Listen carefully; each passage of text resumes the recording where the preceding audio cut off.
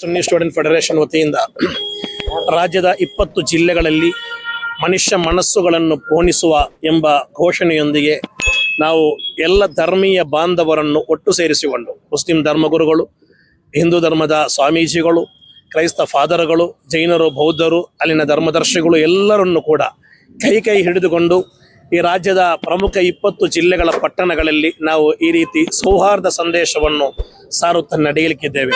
ಮೈಸೂರಿನಲ್ಲಿ ನಮ್ಮ ಕಾರ್ಯಕ್ರಮ ಆರಂಭಗೊಂಡಿದೆ. ಹಲವು ಕಡೆಗಳಲ್ಲಿ, ಹಲವು ಪಟ್ಟಣಗಳಲ್ಲಿ ಮುಗಿಸಿ ಇವತ್ತು ಹುಬ್ಬಳ್ಳಿ ತಲುಪಿದ್ದೇವೆ. ಇಲ್ಲಿಂದ ನಮಗೆ ದಾವಣಗೆರೆ, ಚಿತ್ರದುರ್ಗ ಮತ್ತು ಗುಲ್ಬರ್ಗ ತನಕ ಆ ಕಡೆ ಹೋಗಿ ನಂತರ 4ನೇ ತಾರೀಕಿಗೆ ಬೆಂಗಳೂರಿನಲ್ಲಿ ನಮ್ಮ ಈ ಕಾರ್ಯಕ್ರಮ ಸಮಾರೋಪಗೊಳ್ಳಿಕ್ಕಿದೆ. ಆದ್ದರಿಂದ ನಮಗೆ ಈ ನಾಡಿನಲ್ಲಿ ಇವತ್ತು ತುಂಬ ಅಗತ್ಯವಿದೆ. ಈ ನಾಡು ಉಳಿಯಬೇಕಾದರೆ ಈ ನಾಡಿನ ಈ ಭವ್ಯವಾದ ಪರಂಪರೆ, ಈ ಸೌಹಾರ್ದತೆಯ ಪರಂಪರೆಯನ್ನು ನಾವು ಉಳಿಸಬೇಕು. ಅದಕ್ಕೆ ನಾವು ಪ್ರಯತ್ನ ಪಡ್ತಾ ಇದ್ದೇವೆ. ಎಲ್ಲ ನಾಡಿನ ಧರ್ಮಗುರುಗಳು ಕೂಡ, ಎಲ್ಲ ಧರ್ಮದ ಧರ್ಮಗುರುಗಳು ಕೂಡ ನಮ್ಮ ಜೊತೆ ಕೈ ಜೋಡಿಸ್ತಾ ಇದ್ದಾರೆ. ದೊಡ್ಡ ಸಂತೋಷವಾಗಿದೆ.